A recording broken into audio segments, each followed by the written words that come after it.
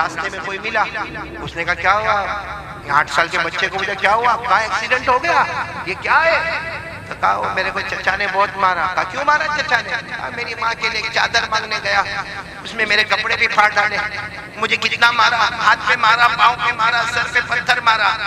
अच्छा जो आदमी मिले ना, उन्होंने कहा एक काम कर, चचा के पास मत जा, चादर मांगना है, मक्के में रहता है, चादर चाहिए, काबे के पास जा, मोहम्मद नाम के आदमी होंगे, वहां जाएगा तेरी मुराद पूरी हो जाएगी। बोलो सुभान अल्लाह। तो लड़का 8 साल का मार खाया हुआ था, कहा ना अब कहीं नहीं जाना। 8 साल का लड़का क्या बोलता, अब मुझे कहीं नहीं जाना, पहले मेरी माँ के पास जाना, मेरी माँ से पूछ के करूंगा, बाकी अब मेरे माँ के पास जाना। ये क्या कहे वो लड़का, 8 साल का लड़का रोता रोता, हाथ में जख्म लगा, पाँव में जख्म लगा, पेट पे जख्म है, पीठ पे जख्म है, सर फटा हुआ। और देखो माँ और बेटे में कनेक्शन इतना होता है, मार किसको पड़ी है, बेटे को, मालूम नहीं, वहां माँ का दिल तड़प रहा है, वो बेचारी घर के ओटे पर आ गई, फिर घर के बाहर आ गई, फिर और थोड़ा चलने लगी, बस वो माँ का दिल दुखता है। अजीब अल्लाह ने माँ और बेटे में कनेक्शन रखा है कि बेटा अमेरिका में होता है और माँ इंडिया में होती है, उसको वहां बुखार आता है, माँ यहाँ तड़पना शुरू करती है। मालूम नहीं वो माँ तड़पते तड़पते बाहर निकली, थोड़ी देर में माँ की नजर पड़ी कि मेरा बेटा आ रहा है, फटे हुए कपड़े, और बेचारा रोता है, यहाँ से माँ दौड़ी, वहां से बेटा दौड़ा, और दोनों एक दूसरे के गले लग गए। अब माँ इतना रोई बेटे को लेकर घर में लेकर आई, नहलाया धुलाया, सब जख्मों को साफ किया, पट्टियां बांधी, और फिर माँ ने गले लगा कर कहा बेटा मना करती थी ना, मैंने मना किया था ना कि मत जाना चचा के पास, फिर भी तुम जिद में चचा के पास चले गए, अब आइंदा से चचा के पास मत जाना। बेटा कितने साल का, सब जख्म वख्म पे पट्टी लगी हुई, कहता माँ एक और एड्रेस मिल गया है, एक और पता। माँ ने कहा किसका पता मिला, कहा माँ वहाँ चादर मिल जाएगी। माँ ने कहा कौन, कहा किसी ने मुझे कहा कि काबे के पास जाओ, मोहम्मद नाम के हैं, उनके दरबार से कोई खाली हाथ वापस नहीं आता। बोलो उनके दरबार से कोई खाली हाथ वापस। वही माँ जिसके अभी तक गले लगाया ना, वो ऐसे बेटे को जोर से धक्का मारा, कहा बेटा आइंदा मोहम्मद का नाम ये घर में नहीं आना चाहिए, कि माँ ने ईमान तो कबूल नहीं किया था। कहा बेटा आइंदा से मोहम्मद का नाम यहाँ घर में नहीं आना चाहिए। तुझे मालूम है वो जादूगर है, तुझे मालूम है वो शायर है, तुझे मालूम है वो मजनून है, तुझे मालूम है वो काहिन है, वो नजूमी है, और मालूम है किसरों के दरमियान में तोड़ हो गई है। बेटा सबका नाम लेना मगर मोहम्मद का नाम।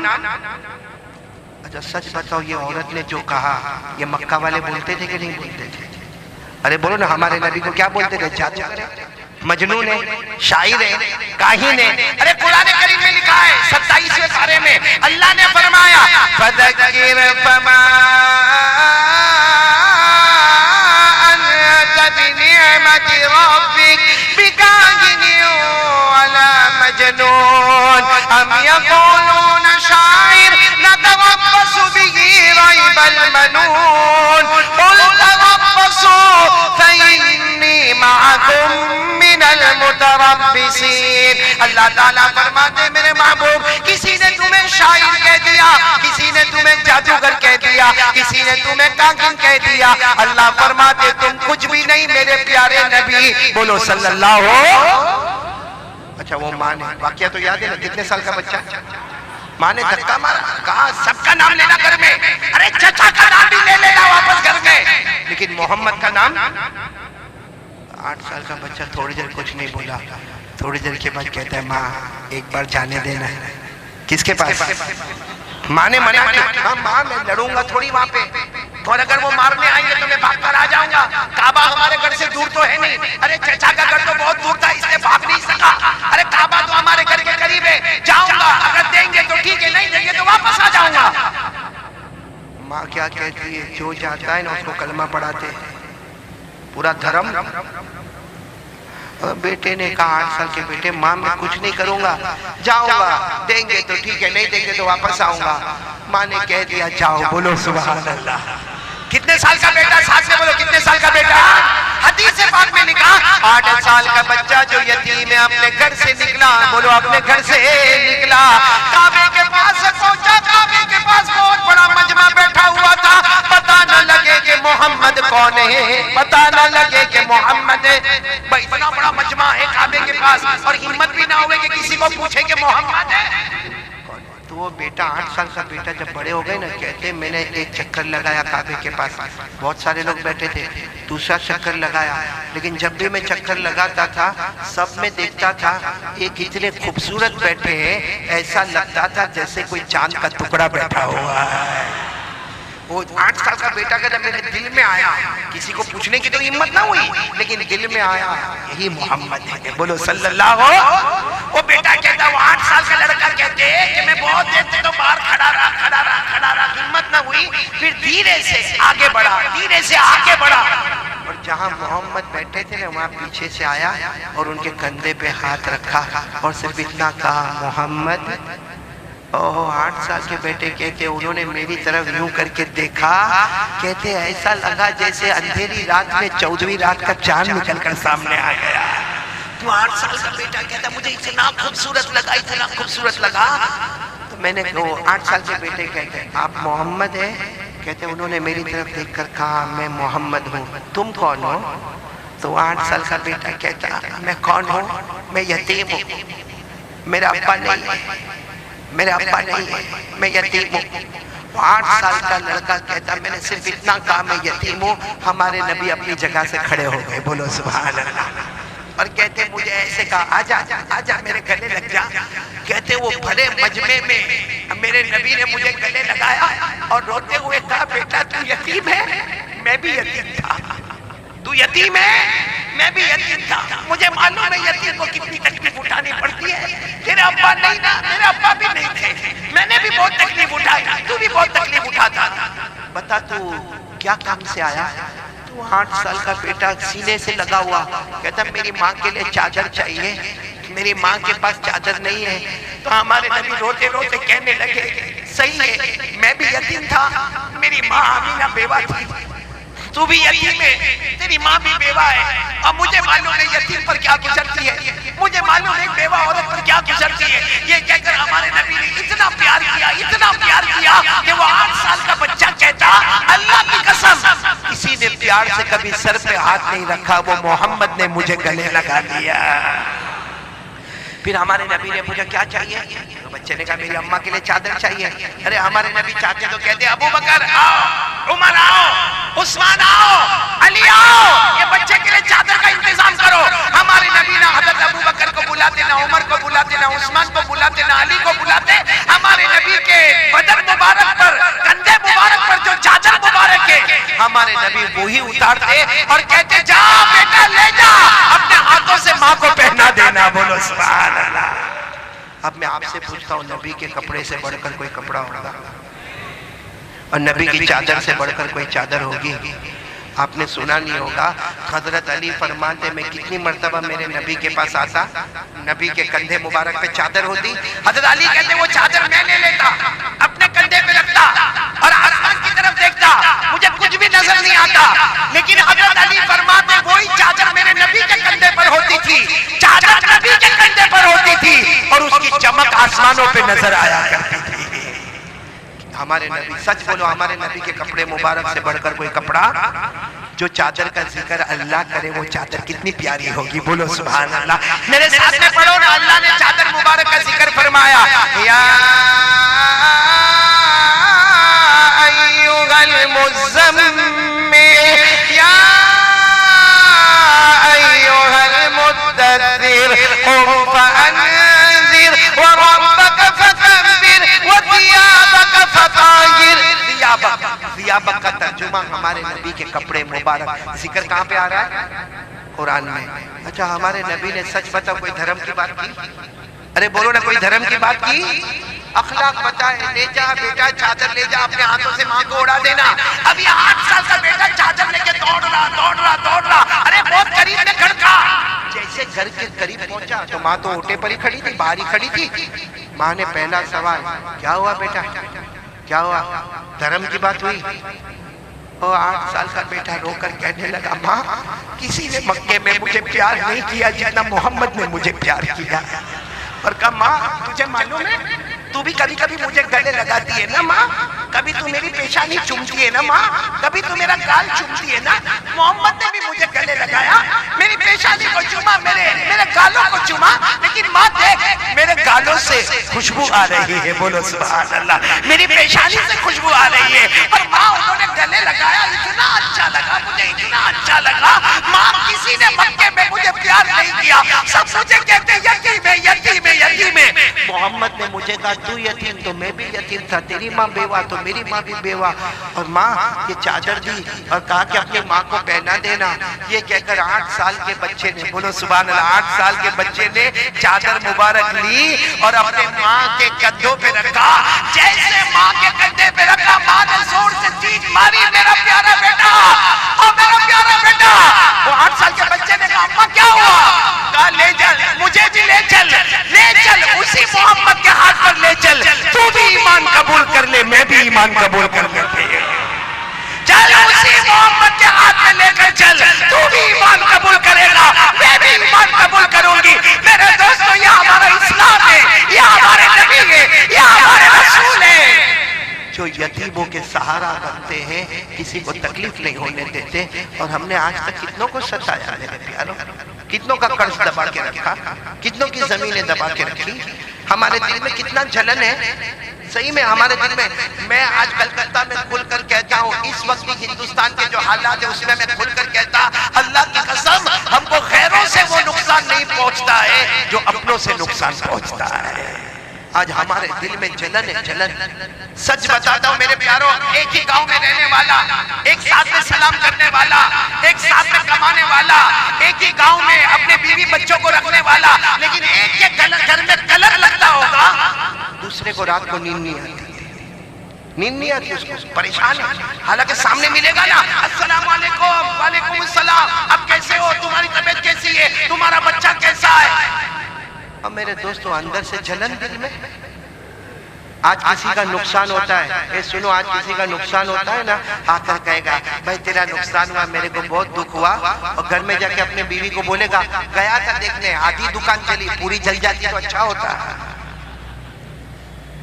सच बोलो, ऐसा हो रहा है कि नहीं हो रहा है? क्या हमारे दिल है ये काले काले दिल। इसलिए आज से कौन कौन तैयारी कर रहा है भाई हमारे नबी के तरीके पर, अखलाक जो हमारे नबी के थे उन्हीं अखलाक पे हम भी आगे बढ़ेंगे। कौन कौन तैयार है? हाथ ऊपर करे और साथ में बोले मुस्तफा का दामन को बोल दो, हमारे नबी से बढ़कर कोई नबी, हमारे आका से बढ़कर कोई आका। कितनी बातें हो गई, एक बात तो ला इलाहा, नंबर 2 मुस्तफा का दामन। देखो आज हिंदुस्तान में ये 3 काम बहुत जरूरी है। इसलिए ये वाकया जो मैंने सुनाया, ये वाकया बताता है कि हमारा इस्लाम और हमारा ईमान तलवार के जोर पे नहीं, साथ में बोलो ना, हमारा ईमान तलवार के जोर पे, हमारा ईमान हथियारों के जोर पे, हमारा ईमान चाकुओं के जोर पे। जो लोग कहते हैं वो गलत है। अगर हमारा ईमान आगे बढ़ा है तो हमारे नबी के मुबारक अखलाक से आगे बढ़ा है। अल्लाह ताला वही अखलाक हमको भी नसीब फरमाए। मैं सोचता हूँ आखिरी बात बोलो, आप लोग थक गए होंगे ना? नहीं थके? मैं तो थका कि नहीं थका? कितनी देर हो गई मौलाना उस्मान मेरे को बोलते बोलते? 1.5 घंटा हो गया। हालांकि आज मैं सोच के आया था कि 1 घंटा ही बोलूंगा, क्योंकि 17 तारीख को वापस कलकत्ता में आने का है, तो 1 घंटा वहां बोलूंगा, 1 घंटा यहाँ बोलूंगा, 1.5 घंटा हो गया। और मेरे ख्याल से अभी बोलूंगा तो और 1 घंटा निकल जाएगा। चलेगा ना आपको? ये कौन सा साउंड? खड़ाई, खड़ाई मेरे को याद करना पड़ेगा। खड़ाई माशाल्लाह बहुत अच्छे लोग हैं, लेकिन मैं एक बात खड़ाई में देख रहा हूँ कि बहुत आपको आवाज देनी पड़ती है तो आप लोग बोलते हो। कोई घर में बीवी का टेंशन, भाई तू बहुत जोर से बोला, शादी हो गई इसलिए बोला, देखा उसको, देखा बीवी का टेंशन नहीं, हमको पूछ कैसा दुखी है। जिसको बीवी का टेंशन है ना, सिर्फ तेरे जैसे, तू चेहरे से दुखी लगता है, और तेरे से ज्यादा दुखी वो मुख्तार दिखता है। इतना सताया मेरे को रास्ते में, पूरे रास्ते में इतना सताया। ये आदमी को पहचानते हो आप लोग? मुख्तार को। इसने जब मेरे को वहाँ सूरत में आके यहाँ पे खड़ाई आने की दावत दी तो मुझे कहा कि मौलाना कोई घबराने की बात नहीं है, अपन ऐसा एयरपोर्ट पे उतरेंगे, खाना खाएंगे और 2 घंटे में खड़ाई पहुंच जाएंगे। 2 घंटे में खड़े पहुंचे, 5.5 घंटे में पहुंचे, जिसमें 30 घंटे में तो हमारा पूरा खाना हजम हो गया। 30 किलोमीटर जो ऊपर नीचे जो हुए भाई, ऐसा झूठ बोल के मेरे को लेकर आया, लेकिन चलो अच्छा है, आ तो गई यहाँ पर। मतलब आपको कोई बीवी का टेंशन तो भाई, तू क्या को घड़ी घड़ी ना बोलता है? पहले तू शादी तो कर, तो तुझे पता चले कि कैसे मौत के कुएं से हम लोग भी गुजर रहे हैं। हाँ देखो, सब हंस रहे हैं। वो मालूम है आपको, मालूम है एक बीवी थी, सुनो सुनो भाई, कहाँ से आवाज आ रही है?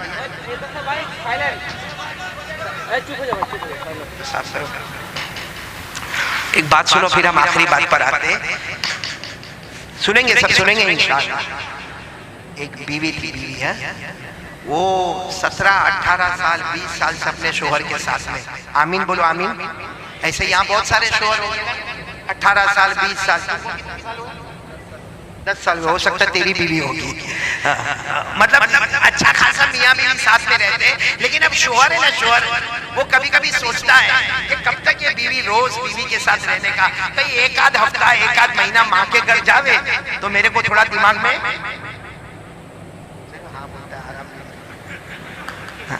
तो बेचारा सोचता कि मेरे को आराम मिले। और एक दिन अचानक क्या हुआ, सुबह में उठा, अब बीवी क्या कहने लगी, अपने शोहर को कहने लगी कि मेरा जी चाहता है कि 1 महीने के लिए माँ के घर चली जाओ। हम 17-18 साल से साथ में, तेरा 1 महीना माँ के घर रहकर आऊंगी। शोहर सामने तो बोल नहीं सकता कि जा, बोल सकता? कहता ना, तू चले जाएगी तो मैं क्या करूंगा? डायलॉग, तू चले जाएंगी तो मैं, और दिल में सोचता है कि कब पेटी बांधे। और लेकिन बीवी भी कहती ना ना ना, 1 महीना तुमको भी समझ पड़े बीवी के बगैर, कैसा बर्तन मांजने का, कैसा कपड़ा धोने का, कैसा झाड़ू मारने का, कैसा बच्चों को स्कूल में भेजने का। मैं तो जाने वाली हूँ माँ के घर पे। इसका भी दिल था कि ये माँ के घर पे, लेकिन कैसा भी करके बीवी को तैयार किया। और बीवी बोलो कहाँ चली गई? अरे बोलो ना, कहाँ चली गई? मैके गई। कितने महीने के लिए? आपको बराबर याद है, 1 महीने के लिए चली गई वो। अब ये आराम से घर में आया, अपना कैलेंडर था ना, कैलेंडर उसको देखकर खुश होता है। आज की तारीख को गई है, 30 दिन के बाद वापस आएगी। रोज का प्रोग्राम बनाता है, 1 तारीख को ये दोस्त के घर पे, 2 तारीख को वो दोस्त के घर पे, 3 तारीख को इधर जाना, 4 तारीख, पूरा कैलेंडर उसने तैयार कर दिया। लेकिन रोजाना फोन करता है, हेलो कैसी है, तेरे बगैर तो यहाँ कुछ अच्छा ही नहीं लगता है। और वो वहां से खुश होती है, हाँ हाँ मेरे को मालूम है, मेरे बगैर तेरे को नहीं अच्छा लगता। और ये यहाँ से डायलॉग मारता, आई लव यू, अभी कभी बोलता आई मिस यू, और कहता है यहाँ तो मेरे को अंधेरे में भी तू नजर आती है। वो वहां से खुश होती है। हालांकि फोन करके बोलता है 1 महीना नहीं, 2 महीने के बाद वापस आना। अब अचानक 10 दिन हुए, बोलो कितने दिन हुए? और बीवी का फोन आया कि मैं आ रही हूँ। कितने दिन में वापस आई? गई थी कितने दिन के लिए? तो ये फोन पे पूछा क्यों आ रही है 10 दिन में? तो महीने का प्रोग्राम ना, जैसे तुमको नहीं अच्छा लगता मेरे को भी यहाँ पे अच्छा नहीं लगता। इसने अपना सर पे हाथ रखा और बीवी ने बता दिया कि रेलवे स्टेशन पे आ जाना, मेरी ट्रेन की बुकिंग हो गई है, ये मेरा डब्बा नंबर है, ये मेरा सीट नंबर है, और बराबर प्लेटफॉर्म पे आ जाना। मैं सामान ज्यादा लेके आ रही हूँ माँ बाप के घर से। अच्छा मेरे को सच बताओ, ये प्लेटफॉर्म पर गया होगा तो इसका मूड अच्छा होगा कि खराब? एकदम खराब। है मैं तो कभी कभी बोलता हूँ ऐसा गया होगा जैसा चूसा हुआ आप, ऐसा फोबड़ा चढ़ा के यूं गया प्लेटफॉर्म पे, यूं हाथ बांध के खड़ा हो गया। इतने में वो ट्रेन आई, बराबर डब्बा सामने आया। वो बीवी सारा लगेज लेकर, सारा सामान लेकर उतरे और इसको कहे ले पकड़। ये कहता हाँ जल्दी ला इधर रख दे, इधर रख दे। वो बेचारी बोलती मेरे अम्मा अब्बा ने तुमको बहुत सलाम बोले। हाँ तू भी बुढ़ा बुढ़ी को सलाम बोल दे, चल। एकदम इसका थोबड़ा चढ़ा हुआ। बीवी उतर के सोचने लगी कि ये क्यों ऐसा खराब मुंह बना के खड़ा है।